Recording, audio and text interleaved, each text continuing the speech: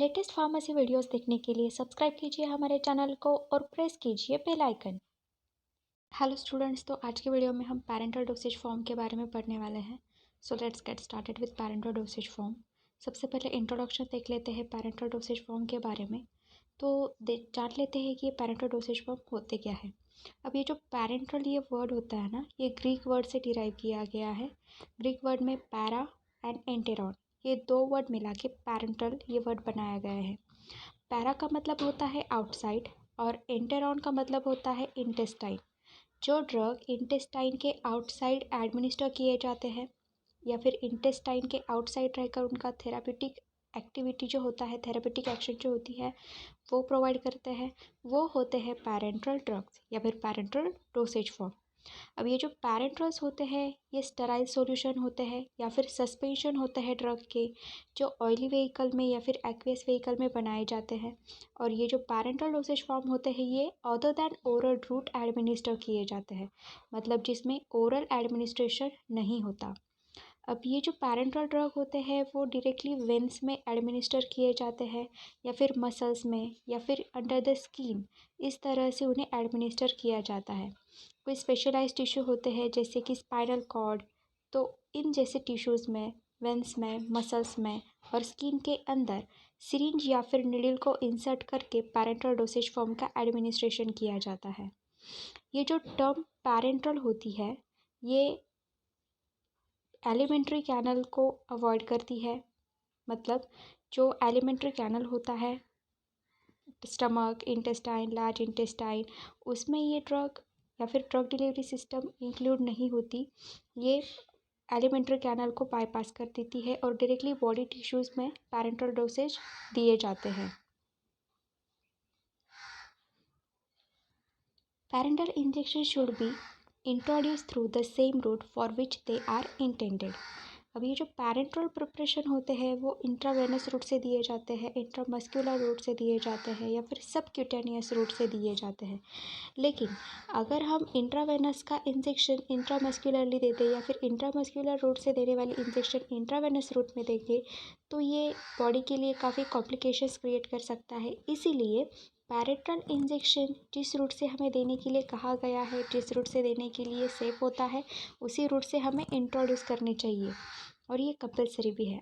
For example, oily suspension intramuscular injection के लिए बनाया जाता है और वो इंट्रामस्कुलर रूट से ही हमें एडमिनिस्टर कराना चाहिए पेशेंट को।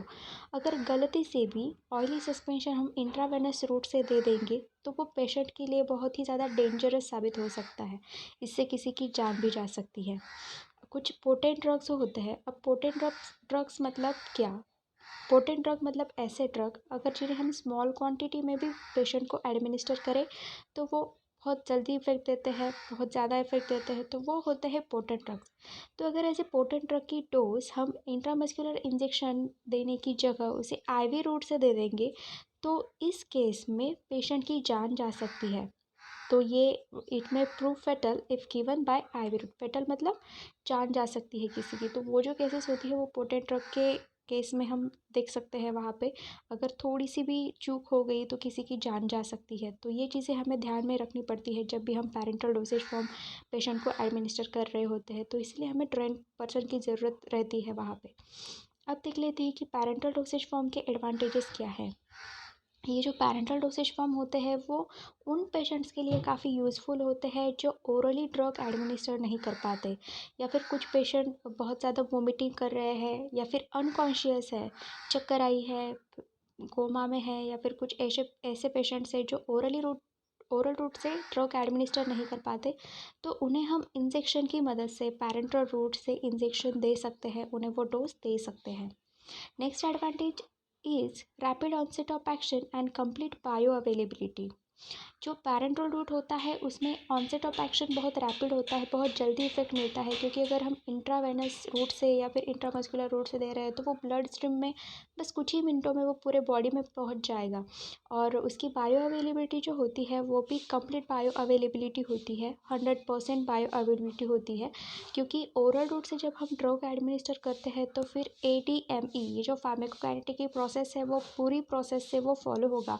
और क्या होता है कि लिवर में जाने के बाद ड्रग मेटाबोलाइज हो जाता है, तो जितना ड्रग हमारी बॉडी को मिलना चाहिए थेरापेटिक एक्शन देने के लिए उतना नहीं मिलता, उसमें से कुछ परसेंट ड्रग मेटाबोलाइज हो जाता है। तो पैरेंटल इंजेक्शन जो होते हैं, तो पैरेंटल डोसेज फॉर्म में हम फर्स्ट पास मेटाबॉलिज्म, ये जो इफ़ेक्ट होता है ये अवॉइड कर सकते हैं। Next advantage is it is useful for emergency situation. अगर किसी को पॉइजनिंग हो गई है या फिर कुछ इमरजेंसी आ गई है या फिर अंजाइनल अटैक आ रहा है, तो इन सारे केसेस में हम इमरजेंसी सिचुएशन में पैरेंटल डोसेज फॉर्म एडमिनिस्टर कर सकते हैं। क्योंकि अगर हम ओरल डोसेज फॉर्म लेंगे तो फिर वो कब बॉडी में जाएगी, कब उसकी डिसइंटीग्रेशन होगी, कब डिसोल्यूशन और फिर कब एब्सॉर्ब होगी, तो ये सारे प्रोसेस में एटलीस्ट 2 आवर्स तो चले ही जाएंगे। लेकिन पैरेंटल डोसेज फॉर्म में क्या ऐसा होगा? बिल्कुल नहीं। पैरेंटल डोसेज फॉर्म अगर हम एडमिनिस्टर करेंगे तो जल्दी हमें इफ़ेक्ट मिल जाएगा, 3 से 5 मिनट में हमें इफ़ेक्ट मिल जाएगा। तो इमरजेंसी सिचुएशन में हम पैरेंटल डोसेज फॉर्म का यूज़ कर सकते हैं। Next is to avoid first pass metabolism. Liver में जाने के बाद ओरली एडमिनिस्टर करते हैं ना हम जब ड्रग, तो लिवर में जाने के बाद वो वहाँ पे मेटाबोलाइज हो जाते हैं। तो बॉडी को जितनी क्वांटिटी में ड्रग चाहिए होता है एक्शन प्रोड्यूस करने के लिए, उतनी क्वांटिटी में नहीं रहता, कुछ ड्रग वहीं पे मेटाबोलाइज हो जाता है। तो ये जो इफ़ेक्ट होता है उसे फर्स्ट पास मेटाबॉलिज्म ऐसा भी कहते हैं इस प्रोसेस को। तो पैरेंटल डोसेज फॉर्म में हम ये इफ़ेक्ट अवॉइड कर सकते हैं। We can inject drug directly into a tissue, target drug delivery. अब क्या होता है कि पैरेंटल डोसेज फॉर्म में हम टारगेट ड्रग डिलीवरी भी अचीव कर सकते हैं। टारगेट मतलब जहाँ पे हमें टारगेटेड एरिया होता है वहीं पे इफेक्ट पहुँचना। तो हम अगर किसी टिश्यू में इन्फ्लेमेशन हो रहा है, किसी टिश्यू में प्रॉब्लम है, तो डायरेक्टली वहाँ पे भी ड्रग एडमिनिस्टर कर सकते हैं पेशेंट को। Next is it is useful for delivering fluids, electrolytes and nutrients. ये जो पैरेंटल डोसेज फॉर्म होते हैं ये फ्लूइड्स डिलीवर करने के लिए या फिर इलेक्ट्रोलाइट हमारे बॉडी में अगर कम पड़ गए हैं तो उन्हें रिप्लेस करने के लिए या फिर न्यूट्रिएंट्स बॉडी में प्रोवाइड करने के लिए भी यूज़ किए जाते हैं। और ये जो पैरेंटल डोसेज फॉर्म होते हैं इसे हम हॉस्पिटल्स में पेशेंट को एडमिनिस्टर कर सकते हैं या फिर एम्बुलेटरी इन्फ्यूजन सेंटर्स होते हैं इसके लिए, होम हेल्थ केयर सेंटर्स होते हैं। तो ये थे advantages of parenteral dosage form. Now we will see the disadvantages of parenteral dosage form. The first disadvantage is pain on injection. अब जब भी इंजेक्शन देते हैं डॉक्टर आपको, अभी भी बहुत सारे लोग इंजेक्शन से डरते होंगे। तो डर क्यों लगता है? क्योंकि इंजेक्शन देने के बाद पेन होता है, इसीलिए ऑब्वियसली बच्चे भी डरते हैं, कुछ कुछ बड़े लोग भी डरते हैं। तो ओरल एडमिनिस्ट्रेशन में क्या ऐसा होता है? नहीं, ओरल एडमिनिस्ट्रेशन में पेन नहीं होता, ओरल कैविटी में पेन नहीं होता। तो वो मतलब उसके लिए एक्सेप्टेबिलिटी बहुत ज़्यादा है। और पैरेंटल के लिए एक्सेप्टेबिलिटी थोड़ी सी कम है क्योंकि पेन होता है इंजेक्शन के बाद। Next disadvantage is difficult to reverse and administer drugs effect. अब क्या होता है कि पैरेंटल डोसेज फॉर्म जब हम एडमिनिस्टर करते हैं पेशेंट को तो फ्यू मिनट्स में वो अपनी एक्शन दे देगा, लेकिन एक्शन के साथ अगर उसके कुछ साइड इफ़ेक्ट्स है, एडवर्स इफ़ेक्ट्स है, तो उसके बारे में क्या करेंगे? अगर साइड इफ़ेक्ट्स हो गए तो उसे रिवीज करना बहुत डिफ़िकल्ट हो जाता है क्योंकि वो पूरी बॉडी में कुछ ही मिनटों में डिस्ट्रीब्यूट हो जाता है। तो इसीलिए अगर कोई साइड इफ़ेक्ट्स उसमें दिख रहे हैं तो उससे रिवर्स करना बहुत डिफ़िकल्ट है। ओके, नेक्स्ट द सेंसिटिविटी और allergic reaction on the site of injection. जहाँ पे इंजेक्शन हमने दिया है तो वहाँ पे पेशेंट को सेंसिटिविटी हो सकती है, कुछ एलर्जिक रिएक्शन फॉर्म हो सकते हैं, स्वेलिंग आ सकता है उस एरिया में। तो ये जो चीज़ें हैं वो पैरेंटल डोसेज फॉर्म में डिसएडवांटेजेस के तौर पे कंसिडर की गई है। Next is required strict control of sterility and non pyrogenicity than other formulation. अब हम जो टैबलेट एडमिनिस्टर करते हैं, कैप्सूल एडमिनिस्टर करते हैं, हमने फर्स्ट ईयर में सीखा भी है कि टैबलेट कैसे बनाते हैं, कैप्सूल कैसे बनाते हैं। तो क्या हम टैबलेट या फिर कैप्सूल या फिर जो अदर डोसेज फॉर्म हम प्रैक्टिकल्स में बनाते हैं, मिक्सचर, सिरप्स या फिर सस्पेंशन, इमल्शन, क्या हम उसे स्टेराइल करते हैं? नहीं करते, क्योंकि वो जब हम ओरली एडमिनिस्टर करने वाले जो डोसेज फॉर्म होते हैं वो गैस्ट्रिक स्टमक में जाके या फिर गैस्ट्रिक जूस की मदद से वो जो एसिड होता है वो वहाँ पे माइक्रो ऑर्गेनिज्म का डिग्रेडेशन कर देगा, उन्हें कील कर देगा, डिस्ट्रॉय कर देगा।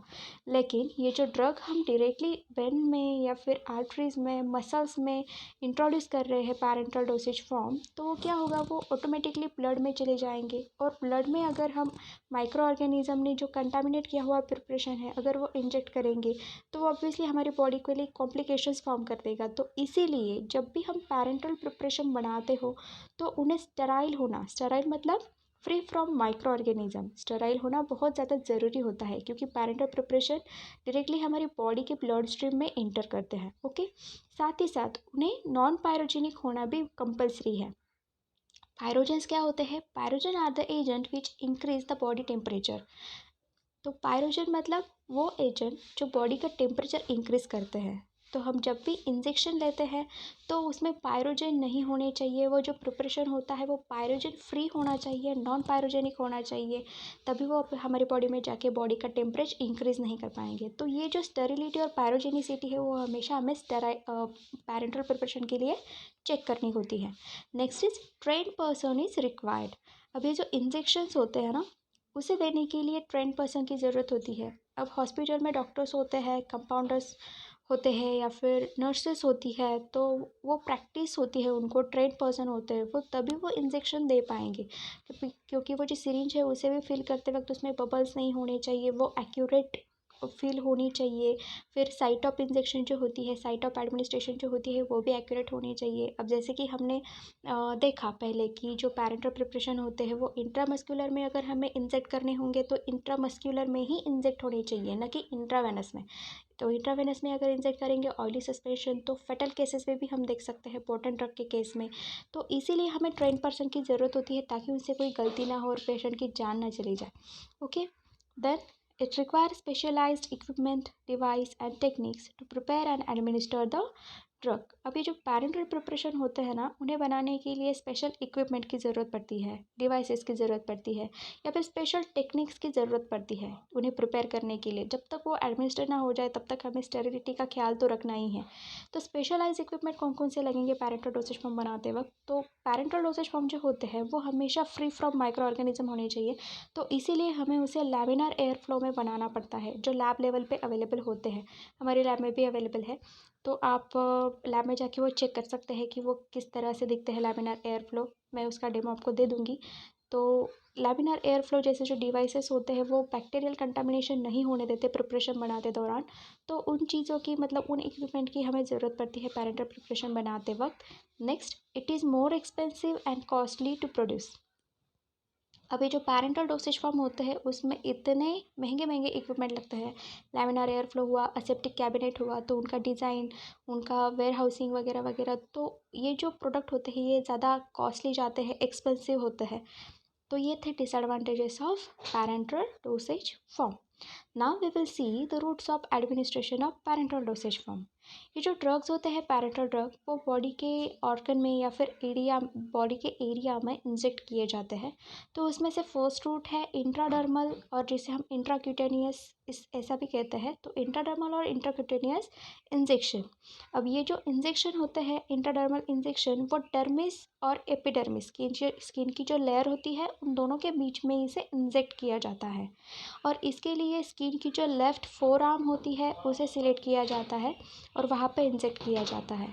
अब ये जो इंजेक्शन होते हैं इंट्राडर्मल इंजेक्शन, उसमें 0.1 to 0.2 ml सॉल्यूशन जो होता है वो इस रूट से इंजेक्ट किया जाता है। जनरली ये जो रूट होता है ये डायग्नोस्टिक पर्पज़ के लिए यूज़ किया जाता है या फिर पेशेंट में सेंसिटिविटी चेक करने के लिए, सेंसिटिविटी की टेस्टिंग करने के लिए चेक किया जाता है, ये रूट यूज़ किया जाता है। Now next is hypodermic subcutaneous injection.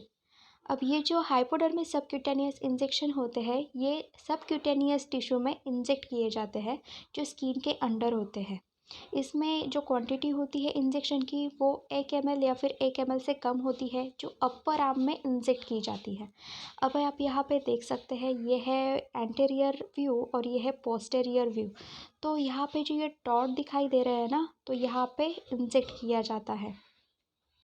ये मैं आपको वीडियो में एक बार फिर से दिखा देती हूँ कि कहाँ पे साइट ऑफ इंजेक्शन होता है, तो वीडियो में आपको अच्छे से पता चल जाएगा। तो ये जो यहाँ पे 6 डॉट्स आपको दिखाई दे रहे हैं, तो वहाँ पे इंजेक्ट किया जाता है, यहाँ पे, यहाँ पे, यहाँ पे और यहाँ पे। ओके, सो ये जो हाइपोडर्मिस इंजेक्शन होते हैं तो ये मोस्ट पॉपुलर रूट होता है, क्योंकि ये जो रूट होता है ये पेशेंट के लिए भी कन्वीनियंट होता है और डॉक्टर के लिए भी कन्वीनियंट होता है। Now third is intramuscular injection. ये जो इंजेक्शन होते हैं ये मस्कुलर टिश्यूज़ में दिए जाते हैं और इसमें जो मसल्स इंक्लूड होते हैं वो होते हैं शोल्डर, थाई, बटक। और इसके लिए आप जी जो फिगर में देख रहे हैं तो इस तरह के जो शोल्डर, थाई और बटक के जो मसल होते हैं उन्हें सेलेक्ट किया जाता है। तो यहाँ पे दिए जाते हैं, जो क्रॉस का सिग्नेचर आप देख रहे हैं यहाँ पे इंजेक्ट किया जाता है, यहाँ पे इंजेक्ट किया जाता है, यहाँ पे और यहाँ पे इंजेक्ट किया जाता है। तो ये जो इंट्रामस्कुलर इंजेक्शन होते हैं वो उन्हें जनरली 2 ml की क्वांटिटी होती है वो एक साइड से ली जाती है। और ये जो क्वांटिटी होती है वो 4 ml से एक्सीड नहीं होनी चाहिए वन साइड पे। तो 2 साइड पे हम इंजेक्शन ले सकते हैं, लेकिन हर एक साइड पे 4 ml से ज़्यादा नहीं दे सकते। तो अगर आप हॉस्पिटल में भी कभी गए होंगे और डॉक्टर से इंजेक्शन भी लिया होगा, 2 इंजेक्शन अगर आपने लिए हैं तो डॉक्टर आपके 2 बाजुओं पे इंजेक्शन देते हैं, न कि एक बाजुओं पे। क्योंकि क्या होता है कि 4 ml से ज़्यादा एक्सीड हम कर नहीं सकते क्वांटिटी उसकी। ओके, देन एक्वियस और ऑयली सस्पेंशन जो होते हैं या फिर ऑयली सॉल्यूशन जो होते हैं वो हम इंट्रामस्कुलर रूट से इंजेक्ट कर सकते हैं, लेकिन इंट्रावेनस रूट से हम इसे इंजेक्ट नहीं कर सकते। Next is intravenous injection. अब ये जो इंजेक्शन होते हैं वो डायरेक्टली वेन में इंसर्ट किए जाते हैं, वेन में इंट्रोड्यूस किए जाते हैं। और ये जो इंट्रावेनस इंजेक्शन होते हैं वो डायरेक्टली ब्लड स्ट्रीम में जाते हैं। अगर आप यहाँ पे फिगर में भी देख रहे हैं तो यहाँ पे इंट्रावेनस इंजेक्शन ही हम दे रहे हैं, जो डायरेक्टली वेन में जा रहे हैं, ब्लड स्ट्रीम में इसे इंट्रोड्यूस किया जा रहा है।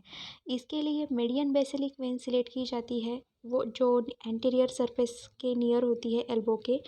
और ये जो वेन होती है ये इजीली लोकेट की जाती है और ये वेन बहुत सारे मेजर वेंस को कनेक्ट करती है आर्म में, तो इसीलिए इस वेन का सिलेक्शन किया जाता है आईवी इंजेक्शन देने के लिए। लार्ज वॉल्यूम पैरेंट्रल सॉल्यूशन जो होते हैं जिनकी क्वांटिटी 1 से 500 ml तक होती है और उससे भी ज़्यादा होती है, तो ये लार्ज और वॉल्यूम पैरेंट्रल जो होते हैं वो इंट्रावेनस रूट से हम उसे इंजेक्ट कर सकते हैं। The parenteral solution should be isotonic with blood if the volume of more than 15 ml should be injected. तो एक चीज़ हमें ध्यान में रखनी चाहिए, अगर हम इंजेक्शन दे रहे हैं इंट्रावेनस रूट से, अगर उसकी क्वांटिटी अगर 15 ml से ज़्यादा है तो वो जो इंजेक्शन होता है या फिर जो पैरेंटल सॉल्यूशन होता है, पैरेंटल कोई भी प्रिपरेशन होता है, तो उसने ब्लड के साथ आइसोटोनिक होना भी ज़रूरी है। ठीक है।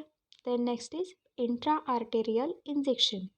ये जो इंजेक्शन होते हैं वो इंट्रावेनस इंजेक्शन की तरह ही होते हैं, सिमिलर होते हैं इंट्रावेनस इंजेक्शन से, और ओकेजनली यूज़ किए जाते हैं। अगर इमीडिएट इफेक्ट चाहिए पेरिफेरल एरिया में तो इंट्रा आर्टेरियल इंजेक्शन हम यूज़ कर सकते हैं। ये जो इंजेक्शंस होते हैं ये डायरेक्टली आर्टरी में इंसर्ट किए जाते हैं, इसीलिए वो इंट्रा आर्टेरियल इंजेक्शन कहलाते हैं। Next is intra cardiac injection. अब ये जो इंट्रा कार्डियक इंजेक्शन होते हैं, cardiac means what, cardiac means heart. तो ये जो इंजेक्शन होते हैं वो जनरली हार्ट मसल में या फिर वेंट्रिकल में दिए जाते हैं। और ये जो इंजेक्शन होते हैं इंट्रा कार्डियक इंजेक्शन, ये सिर्फ इमरजेंसी केसेस में हम इसे एडमिनिस्टर करते हैं। फॉर एग्जांपल अगर किसी को कार्डियक अरेस्ट हो रहा है, मतलब हार्ट अटैक आ रहा है, तो एज ए स्टिमुलेंट इसे यूज़ किया जा सकता है इंट्राकार्डियक इंजेक्शन को। Next is intrathecal injections. अब ये जो इंजेक्शन होते हैं वो सब अरेक्नॉइड स्पेस में दिए जाते हैं, जो स्पाइनल कॉर्ड से सराउंडेड स्पेस होती है, तो वहाँ पे इसे इंजेक्ट किया जाता है।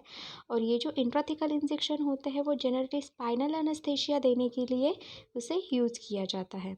Next is intracisternal injections. अब ये जो इंट्रासिस्टर्नल इंजेक्शन होते हैं उसे first and second cervical vertebra में इंसर्ट किया जाता है, इंट्रोड्यूस किया जाता है। और ये जो रूट होता है ये सेरेब्रोस्पाइनल फ्लूइड जो होता है उसे विड्रॉ करने के लिए यूज़ किया जाता है, जिसे हम डायग्नोस्टिक पर्पज़ के लिए भी यूज़ कर सकते हैं। The next is peridural injection. ये जो पेरिड्यूरल इंजेक्शन होते हैं वो dura mater and inner aspects of vertebra, इन दोनों के बीच में जो स्पेस होती है तो वहाँ पे इंजेक्ट किया जाता है। And so it is that portion of vertebral canal not occupied by the dura mater and its contents. So this route is sometimes used for given spinal anesthesia in special cases. तो ये जो root होता है पेरिड्यूरल injection का वो spinal anaesthesia देने के लिए भी कभी कभी यूज़ किया जाता है। Next is intra articular injection. अब ये जो इंट्रा आर्टिकुलर इंजेक्शन होते हैं वो given into the liquid that lubricate the articulate ends of bones in a joint. तो बोन्स जो होते हैं और जॉइंट जो होते हैं उन्हें लुब्रिकेट करने के लिए ये इंजेक्शंस दिए जाते हैं। Then next is intracerebral injection. अब ये जो इंट्रासेरेब्रल इंजेक्शंस होते हैं ना, वो सेरेब्रम में दिए जाते हैं। तो अगर आप ये इस वीडियो में भी देख रहे हैं तो ईयर लाइनिंग और आई लाइनिंग जो है यहाँ पे माइस की, तो वहाँ पे ये इंजेक्शन इंजेक्ट किए जाते हैं। माइस पे जनरली ये यूज़ किए जाते हैं। तो ये सेरेब्रम में यहाँ पे फिगर में भी देख सकते हैं कि किस तरह से इंटर है, सॉरी वीडियो में। तो यहाँ पे जो ईयर लाइनिंग होती है, आई लाइनिंग होती है, तो उन पे ये इंजेक्शन इंजेक्ट किए जाते हैं। Next is types of parenteral preparation. Now we will see the types of parenteral preparation. Parenteral preparation जो होते हैं वो क्लासीफाई किए जाते हैं as per following order. So first is solution or emulsion of medicament suitable for injection. अब ये जो पैरेंटल प्रिपरेशन होते हैं उन्हें जनरली इंजेक्शन कहा जाता है। The parental preparation in this form may be supplied in a single dose container or multiple dose container.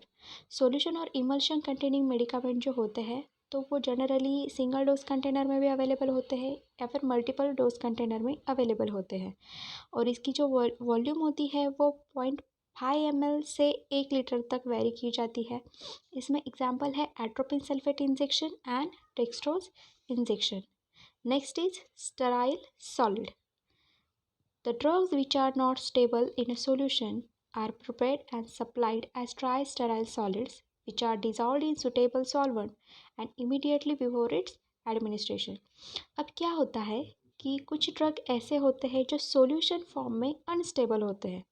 तो हम क्या करते हैं, ऐसे ड्राई ड्रग्स को हम ड्राई पाउडर के फॉर्म में ही रखते हैं, ड्राई सॉलिड्स के फॉर्म में ही रखते हैं। और जब हमें पेशेंट को ड्रग को एडमिनिस्टर कराना होता है तो हम इमीडिएटली एडमिनिस्ट्रेशन के जस्ट बिफोर हम उसे इमीडिएटली सुटेबल सॉल्वेंट में डिज़ोल्व करते हैं और इन अ फॉर्म ऑफ सॉल्यूशन वो पेशेंट को हम एडमिनिस्टर करते हैं। तो ये होते हैं स्टेराइल सॉलिड्स। अब उसमें एग्जाम्पल कौन से हैं, तो उसमें एग्जाम्पल है benzyl penicillin G sodium injection. Next is sterile preparation. तो स्टेराइल प्रिपरेशन उसमें these are the sterile suspension of a drug in a suitable solvent which are administered by intramuscular route. Sterile suspension क्या होता है, suspension are general. तो जैसे कि हम sterile suspension बनाते हैं तो उसे हम स्टेराइल करते हैं और ये जो इंजेक्शन होते हैं वो इंट्रामस्कुलर रूट से हम देते हैं, क्योंकि सस्पेंशन या फिर इमल्शन हम इंट्रावेनस रूट से नहीं दे सकते, इसीलिए हमें उसे इंट्रामस्कुलर रूट से देना पड़ता है, क्योंकि उसमें अनडिसॉल्व पार्टिकल्स होते हैं सस्पेंशन में। इमल्शन में भी ऑयल के ड्रॉपलेट होते हैं तो जिसे हम ब्लड स्ट्रीम में डायरेक्टली इंजेक्ट नहीं कर सकते। तो इसका एग्जांपल है sterile hydrocortisone acetate suspension and sterile chloramphenicol suspension. Next is transfusion fluids.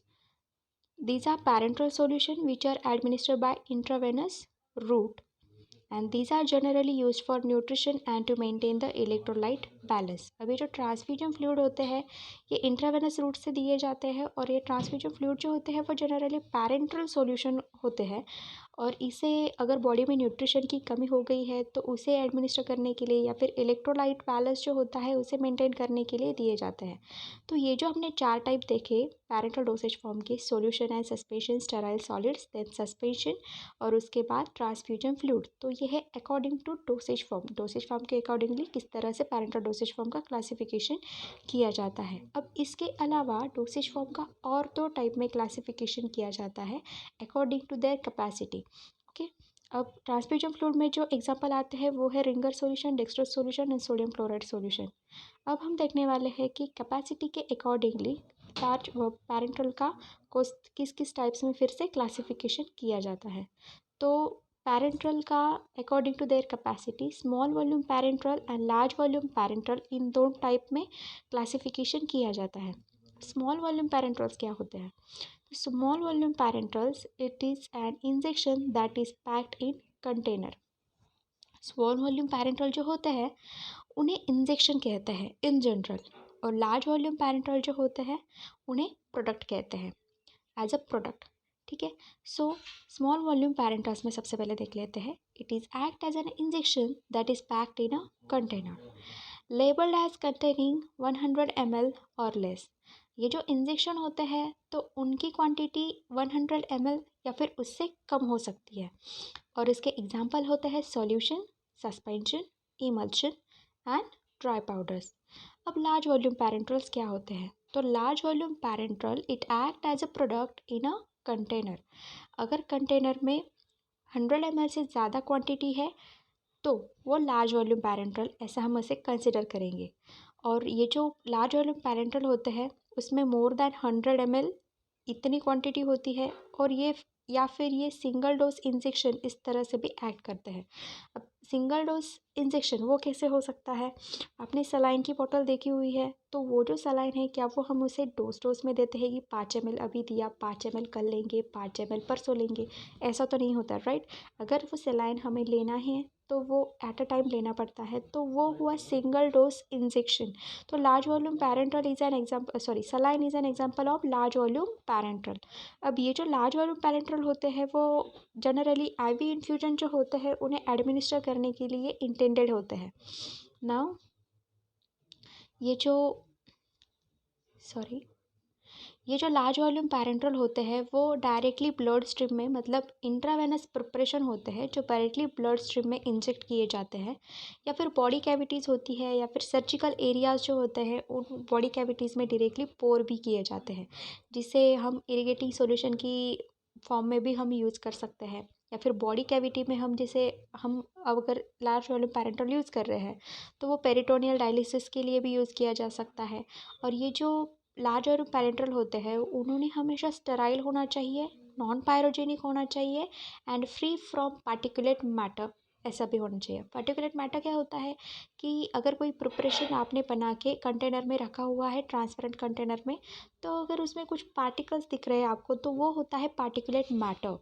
तो अगर हम पैरेंटल प्रिपरेशन बना रहे हैं तो हमारी प्रिपरेशन स्टेराइल होनी चाहिए, मतलब फ्री फ्रॉम माइक्रो ऑर्गेनिज्म होनी चाहिए, नॉन पायरोजेनिक होनी चाहिए, मतलब उसमें फीवर कॉजिंग एजेंट नहीं होनी चाहिए, और third is free from particulate matter. तो ये चीज़ें हमें पैरेंटल प्रिपरेशन बनाते वक्त ध्यान में रखनी है, मतलब रखनी है। अब ये जो पैरेंटल प्रिपरेशन होते हैं लार्ज वॉल्यूम पैरेंटल, तो उसमें क्या क्या चीज़ें आती है? तो उसमें फर्स्ट इज़ इलेक्ट्रोलाइट का बैलेंस जो होता है बॉडी में वो मेंटेन करने के लिए हम ये इस तरह के प्रिपरेशन बनाते हैं। तो इलेक्ट्रोलाइट में क्या आता है? 0.9% sodium chloride injection. Sodium chloride का इंजेक्शन इलेक्ट्रोलाइट बैलेंस मेंटेन करने के लिए हम इंजेक्ट करते हैं, तो वो होता है 0.9% सोडियम क्लोराइड इंजेक्शन जो बॉडी में इंजेक्ट किया जाता है। Next is multiple electrolyte. अगर बॉडी में इलेक्ट्रोलाइट की कमी हो गई है तो उसे रिप्लेस करने के लिए मल्टीपल इलेक्ट्रोलाइट हम कंबाइन करके भी उसका इलेक्ट्रोलाइटिक सॉल्यूशन बना के एडमिनिस्टर कर सकते हैं। Next is lactated Ringer injection. तो ये सारे एग्जांपल्स आते हैं इलेक्ट्रोलाइट के प्रिपरेशंस में। अब बॉडी में कार्बोहाइड्रेट की भी ज़रूरत रहती है, तो कार्बोहाइड्रेट के इंजेक्शन बना के भी हम उसे एडमिनिस्टर करा सकते हैं पेशेंट को। तो उसमें एग्जांपल आते हैं 5% dextrose injection, 10% fructose injection, 10% invert sugar injection, and these are the types of large volume parenterals।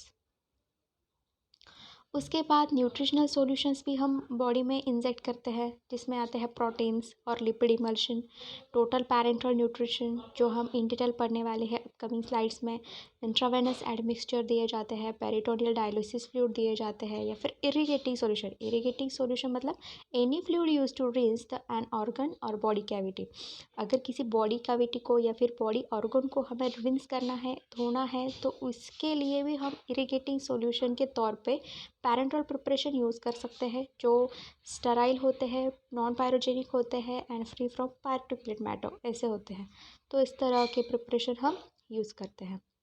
Now we will see the general requirements for parental. अब पैरेंटल प्रिपरेशन तो हमने बनाने हैं, लेकिन उसके लिए कौन कौन सी रिक्वायरमेंट होती है जो हमें फॉलो करनी होती है, ये हमें सीखना है। क्योंकि अगर ये रिक्वायरमेंट हम फॉलो नहीं करेंगे तो जिस डिज़ायर्ड क्वांटिटी का हमें पैरेंटल प्रिपरेशन बनाना है वो नहीं बनेगा। और अगर ये चीज़ें हम इग्नोर कर देंगे तो पेशेंट को हार्मफुल इफ़ेक्ट हम दे सकते हैं, या फिर पेशेंट की डेथ भी हो सकती है। तो इसीलिए ये चीज़ें हमें बहुत ध्यान में रखनी पड़ती है कि उसमें से फर्स्ट है जनरल रिक्वायरमेंट फॉर पैरेंटल, उसमें से फर्स्ट इज स्टेरिलिटी। स्टेरिलिटी मतलब फ्री फ्रॉम माइक्रो ऑर्गेनिज्म। जो भी प्रिपरेशन हम पैरेंटल प्रिपरेशन बना रहे हो, एक चीज़ हमेशा ध्यान में रखना है कि जो प्रिपरेशन बना रहे हैं पैरेंटल प्रिपरेशन, वो हमेशा फ्री फ्रॉम माइक्रो ऑर्गेनिज्म होना चाहिए। कोई भी माइक्रो ऑर्गेनिज्म उसमें नहीं होना चाहिए, मतलब स्टराइल होना चाहिए। Next is free from pyrogen. Pyrogen मतलब फीवर कॉजिंग एजेंट। जो प्रिपरेशन हम बना रहे हैं उसमें कोई भी पायरोजन नहीं होना चाहिए, ताकि वो बॉडी में जाके हमारी बॉडी का टेम्परेचर इंक्रीज ना करे। Okay. Third is free from particulate matter. जो प्रिपरेशन हम बना रहे हैं उसमें कोई भी पार्टिकल्स प्रेजेंट नहीं होने चाहिए, तो वो प्रिपरेशन हुआ free from particulate matters. Next is isotonicity. अगर हम 15 ml से ज़्यादा इंजेक्शन हमारी बॉडी में इंजेक्ट कर रहे हैं, तो उस प्रिपरेशन को बॉडी ब्लड के साथ, प्लाज्मा के साथ आइसोटोनिक होना चाहिए। आइसोटोनिक होने से क्या होगा कि अगर प्रिपरेशन हमारा आइसोटोनिक नहीं रहा तो बॉडी में कॉम्प्लिकेशंस फॉर्म हो सकती है पेशेंट के, तो वो कॉम्प्लिकेशंस अवॉइड करने के लिए हमारा प्रिपरेशन आइसोटोनिक होना चाहिए। Next is specific gravity. Parental preparation बनाते वक्त प्रिपरेशन की स्पेसिफिक ग्रेविटी भी चेक करना बहुत ज़रूरी होता है, अदरवाइज ये बॉडी में कॉम्प्लिकेशंस क्रिएट कर सकता है। Next is chemical purity. जो प्रिपरेशन हम बना रहे हैं वो केमिकल जो उसमें यूज़ कर रहे हैं वो प्योर होने चाहिए। इम्प्योर केमिकल यूज़ करेंगे तो बॉडी में हार्मफुल इफ़ेक्ट देख सकते हैं, दिखने को मिल सकते हैं, या फिर बॉडी में हार्मफुल इफेक्ट बॉडी शो कर सकती है। तो वो चीज़ें हमें अवॉइड करने के लिए प्योर केमिकल यूज़ करने चाहिए, केमिकल प्योरिटी होनी चाहिए उसमें। And the last is stability. जो प्रिपरेशन हमने बनाया है वो उसके स्टोरेज में शेल्फ लाइफ जब तक उसकी ख़त्म नहीं होती तब तक स्टेबल रहना चाहिए, कोई भी अनस्टेबिलिटी उसमें नहीं आनी चाहिए। तभी तो पेरेंटल प्रिपरेशन बना के हम कुछ फ़ायदा करेंगे, अदरवाइज़ वो अनस्टेबल हो गए, डिग्रेड हो गए, तो वो it will be none of use. Okay. Now let's see the formulation of parenteral dosage form. The first ingredient in formulation is vehicle. So vehicle has two types. First is aqueous vehicle and second is non-aqueous vehicle. So the most common vehicle that is used in preparation of parenteral dosage form is water, and which is also called as water for injection, USP. So highly purified water is used as vehicle for injective preparation, which will be subsequently sterilized. जो water हम use करते हैं parental preparation बनाने के लिए वो highly purified water होता है, और उसके बाद उसे प्रिपरेशन बनाने के बाद हमें उसे स्टेरिलाइज भी करना पड़ता है। अब इसकी जो पीएच की रेंज होती है वो होती है 5 से लेके 7 तक। और वाटर फॉर इंजेक्शन जो होता है वो डिस्टिलेशन प्रोसेस से या फिर ऑस्मोसिस, रिवर्स ऑस्मोसिस प्रोसेस से बनाया जाता है। और ये जो वाटर होता है वो केमिकली रेजिस्टेंट टैंक में स्टोर किया जाता है। Next is water miscible vehicle. The number of solvents are miscible with water has been used as a portion of vehicle. Water की तरह ही जो व्हीकल वाटर में मिसिबल है, मिक्स हो जाते हैं इजीली, वो भी एज अ व्हीकल यूज़ किए जाते हैं, और primarily to affect solubility of drugs and to reduce hydrolysis. अभी जो वाटर मिसिबल व्हीकल होते हैं ये यूज़ क्यों किए जाते हैं? ये व्हीकल क्या करते हैं, सोल्युबिलिटी अगर किसी ड्रग की कम हो तो उसे सोल्यूबलाइज करने में थोड़ा सा मदद करते हैं, या फिर हाइड्रोलिसिस जो होता है वो रिड्यूस करने में हेल्प करते हैं, इसलिए वाटर मिसिबल व्हीकल वाटर के साथ यूज़ किए जाते हैं। अब इसके एग्जाम्पल कौन कौन से हैं, तो एग्जाम्पल है इथिल अल्कोहल।